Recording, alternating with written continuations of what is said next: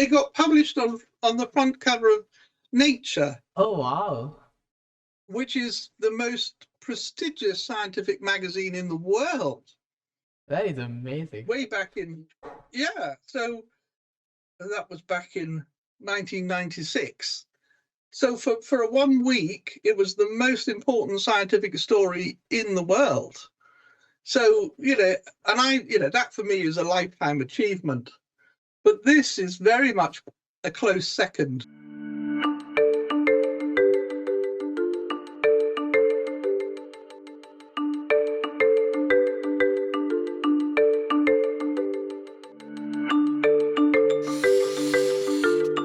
Comics are a medium of simplicity.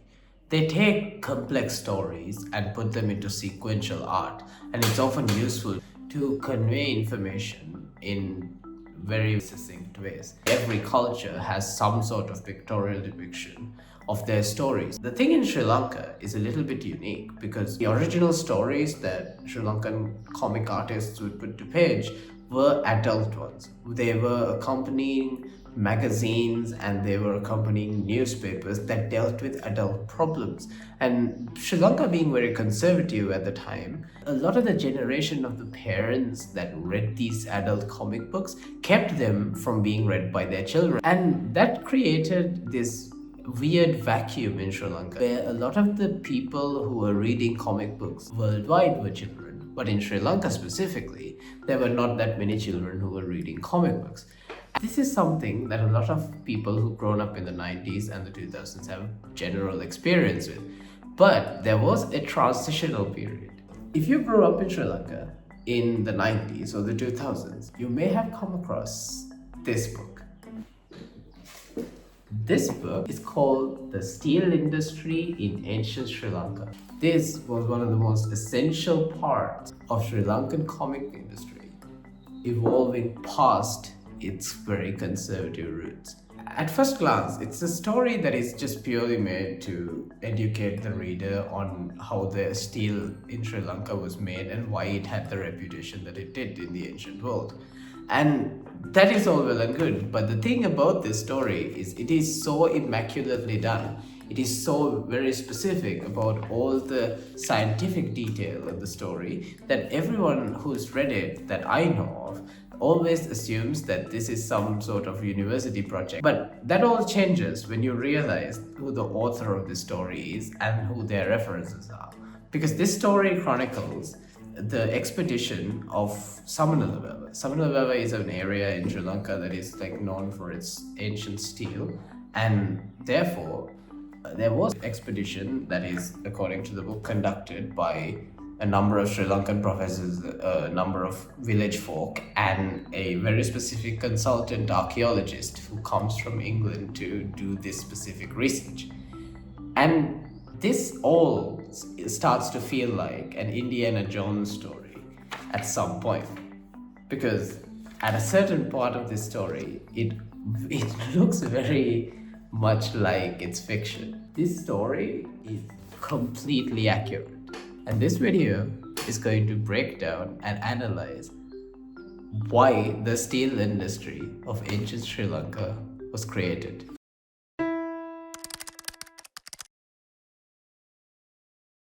The Steel Industry of Ancient Sri Lanka is a book that takes place in a number of different timelines. So the story starts with this person who is learning to be an engineer whose grandparents are blacksmiths. He goes and talks to a professor of his, and it transitions into various different stories with incredibly well done technical detail and speculation as to why humans discovered steel and why Sri Lankans specifically make steel the way that they do. This entire story is sort of a love letter to the process of steel making. It's really interesting that they have focused on this when they did this in the first place, because it's not the type of story that lends itself to this type of communication, but they've tried a very difficult approach that paid off quite well. The story culminates to this British archaeologist called Jill Juelef coming to Sri Lanka to investigate this supposed way of making steel, and it follows the story of them doing the experiments to see whether they are able to create steel the way that supposedly the ancient Sri Lankans did. The entire technical specification and the findings of that research is basically included in the comic book itself. Overall, it's a beautiful love letter to this kind of metallurgy and archaeology. It is an incredibly fascinating story that communicates a very difficult to communicate message incredibly effectively. This English archaeologist who appears in the comic, Jill Juelef, for the longest time in this entire process, Kavisha and I both thought that this was an Indiana Jones type character who was there to further the narrative, until we figured out that this is a real person. And then we emailed her. I'm called an archaeometallurgist, which means that I study the archaeology of metals. But my interest is in the production of raw iron and steel. So that's where I'm interested in, is how people have done that in different parts of the world. But the majority of my work has been in Asia, and primarily in Sri Lanka.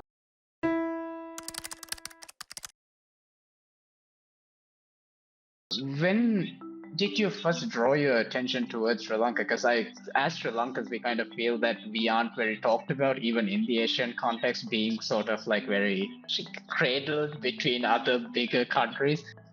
Well, I didn't really choose Sri Lanka. Sri Lanka chose me, in a way. I'd always been interested in this general idea of the production of metals, particularly iron and steel. But I didn't have a particular place that I wanted to go to, or a specific focus. But I had the opportunity to come to Sri Lanka on other work. It was at the beginning of the Cultural Triangle project. I did work in Anuradhapura. I did work up at Mannar, but it wasn't specifically about metallurgy. It was general archaeology. But the longer I stayed in Sri Lanka, the more I loved the place and got to learn about it. I realized that there was some stories to be told, to be investigated. So I wanted to explore some of that in Sri Lanka, and that's how it started. And of course, it coincided with me deciding to do a PhD. I was based at the Institute of Archaeology in London, where I did my PhD, but actually, in truth, I spent almost all my time in Sri Lanka.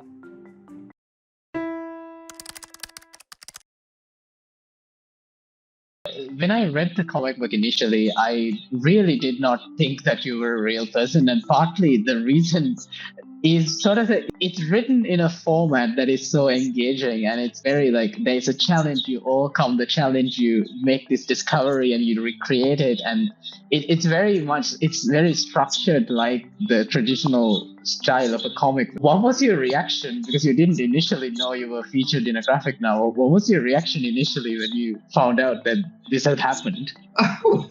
It was a big surprise to me, and I didn't know it until several years after it had been produced. And some friends came from Colombo to watch the experiment. And one of them said, "Jill, do you know that you're in a comic book?" I sort of tried to find out, because we were up in the hills at Samanova. It wasn't that easy to find out, but eventually I tracked it down. And I was full of trepidation. I thought, I have no idea what I'm going to read, because I was so surprised at how well it's written and how much it does reflect the truth of that whole adventure. It's very skillfully written. And I know it's well written, because one of the sources was somebody I worked very closely with. Sadly, he's no longer with us, but his name was P.B. Karunaratne. And he talked to Rupa Saframadu, who put the thing together. And as you know, she's the daughter of Martin Wickramasinghe. And so I realized she was an important person in her own right. And when we met, she was full of apologies. She was really afraid that I was going to be so offended that she had taken the liberty of writing this thing, that she was really apologetic. I said, no, far from it.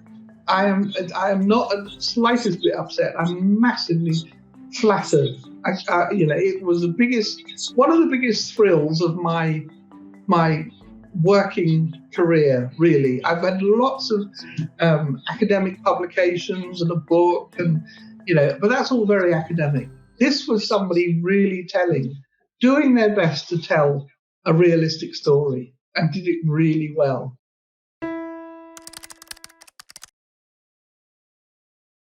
One of the things that Sri Lankans are taught to be proud of is the fact that we have a very long history comparatively to a lot of the other parts of the world, which feel a little more built. But the thing is, when we come across stories like this, one of the reasons why I think it resonated with a lot of people, maybe even like in their subconscious, is because I think it is, like you said, very well written, and it feels like a real story. And we now know that it is. I'm curious as to how much of the science it got completely right and what the actual nature of the experiment was. Because I would like to know whether there was like a big difference or like whether it was like portrayed really well. There are parts in the book which are a little bit wonky. And, when I read it, I thought, oh dear, they've got that wrong and they've got this wrong. But when I reread it recently, I thought, well, actually, in essence, they've got the story right. There's some technical detail that's not quite the way I would put it. But in terms of conveying the essence of the story, that it's very, very good. And it is a complicated story. The technology is complicated. Yeah, I would love to know like what the process of the experiments were, because I'm only familiar with the ones that I've read in the book, and even those are they're not vague necessarily. It's just that like seems like something that happened in my backyard. Sri Lankan archaeology and history, of ancient history, reverts to those stories, that are written in the Mahavamsa, that are the histories. But this is a history which isn't written. The people who made this metal were not recording it. Nobody was recording this. It's not written anywhere. So that's why, to understand it, we needed to actually get out on the ground, look for it, and reconstruct what was going on. So basically what we found was, through a lot of survey work, trekking through the forest, to find these sites. And these sites were not known. Nobody had ever seen them. We stumbled across them and we said, oh, this is a bit strange. I said, I don't recognize this, and then over the months and then the years, we realized we had something very significant. You recognize an iron making site by the debris, because the iron itself, steel, has gone. That's circulation. So what you're left with is all the debris. So you're trying to reconstruct the technology from what you can see on the ground, which has been left behind. We were lucky. We then were able to do a big excavation, and we excavated furnaces. So we had all of the pieces of the jigsaw, as it were. And then we realized that we were looking at sites which were driven by the wind. You wouldn't do all the things that we could see were happening if this wasn't, connected to the monsoon wind. So we looked at what the wind was doing as well. So we did lots and lots of really solid research and pieced together this technology. But the interesting thing was and I then presented that at an international conference, and I spoke to international colleagues and showed them the material. And the thing that was alarming was that they didn't believe me. Right. They just couldn't believe. They couldn't believe that something like this was happening in Sri Lanka, for the reasons we've just said. They didn't believe that you could have a technology which was so unlike anything else recorded anywhere in the world. And they didn't, and there were really good specific reasons why they didn't like it, why they didn't believe it. And then I think they thought that I'd just been sitting on the beach or watching the cricket or something for too long, just inventing this fanciful story. Anyway, one of them or two of them or more said, well, you have to prove it. Right. And that's where the experiment came from. We decided that we would have to try. So what we did was we pieced together all that we'd found. You know, it must look like this, it must be this size, it must stand in this place, we must try it during the monsoon when the wind is strongest. So we pieced all of that together with no idea whether it was going to work. And the first experiment, it actually worked, but I didn't understand it because I kept thinking it wasn't working. And we had a small team of people and we sat around in the evening drinking a lion lager, and I was saying, we've got something wrong, something isn't right because it's doing this and this. Because I was trying to imagine it as it were like a Western model, sort of thing that I'd been taught about at university. And as we were sitting there talking it through, I suddenly had a Eureka moment. I mean, a genuine Eureka moment, because it's sudden, the penny dropped, the curtain fell, and I thought, it's not wrong, it's right. What we're watching is what this furnace does. You know, it's not doing something wrong, it's doing something right. That's how it works. We just need to understand it.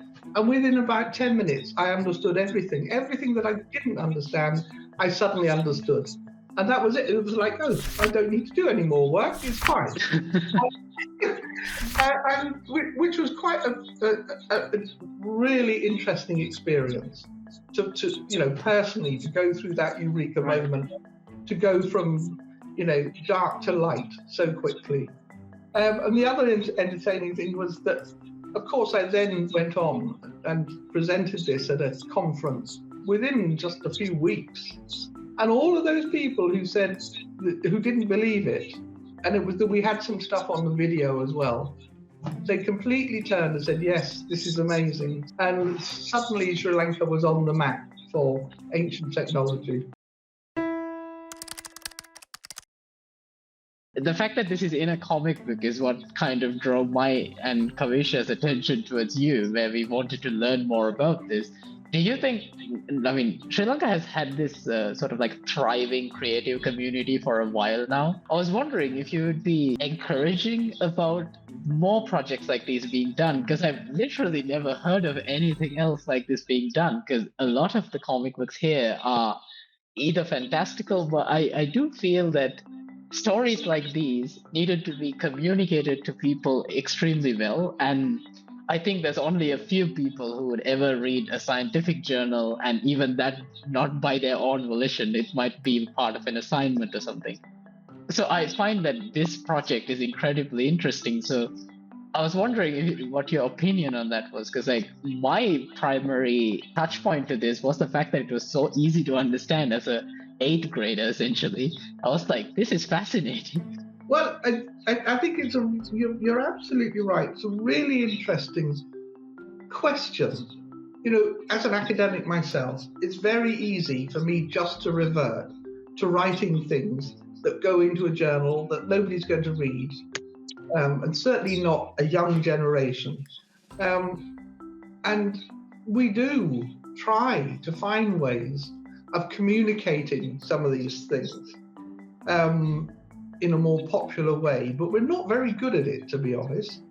But this book does exactly that, because it tells, it's full of character, people, events, and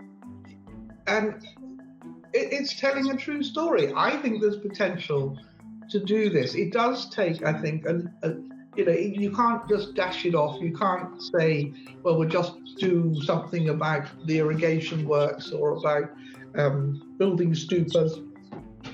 you need to follow the story and create a story and have, it's all out there to learn. And there are people who do it, who are characters, who've done interesting things. I think, it's a fantastic way of communicating. It's something over the years I've become more and more passionate about, is this idea of non-literate knowledge systems. And I don't mean that by saying illiterate. I mean knowledge systems that are based on not on written information. So if you think of the written past, in Sri Lanka, the chronicles, they're written by people who can read and write. So they're the elite of society. Yeah. So they're communicating with the elite of society. So now you have people who are not the elite, but have this incredible knowledge system. I mean, the depth of the technological innovation in this technology is phenomenal. But we can't read it, and no elite was ever going to write it down. First of all, they wouldn't go and sit with an iron smelter on the top of a hill and think that it's worth writing about. That would be socially beneath them. And not only that, they wouldn't understand what they're writing anyway. So you've got this non-literate knowledge, this deep knowledge system, and you can see it in many other societies. I've done work in India and in China, and you just have to read that knowledge through the material world. Yeah? Right. It's the material culture. So I completely agree with you. This fantastic, interesting material would just go under the radar if we didn't go and look at the material. And that's whether it's creative or technological or functional or whatever it might be, we have to look at the non-written knowledge. As we discussed in this book, they actually did build the furnace. Like, according to Jill, they physically built and tested out the furnace. It actually functions. And this whole discovery was a big part of Sri Lankan archaeology, and even a bigger part, because of this comic, in the general communication of Sri Lankan technology and how advanced ancient Sri Lankan society was.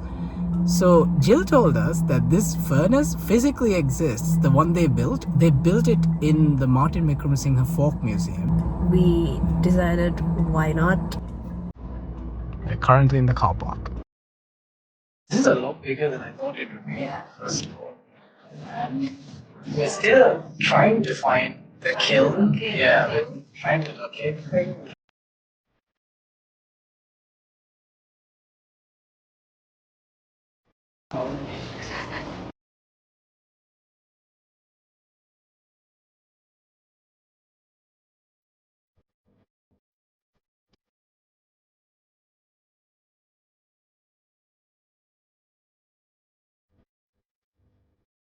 We were told by Jill that a life-like replica of the furnace that they built initially in the Samanawa project was available in the Martin Wickramasinghe Museum. So Kavisha and I decided on a weird Sunday that we didn't have anything going on to come here, and it's certainly been like a very interesting experience.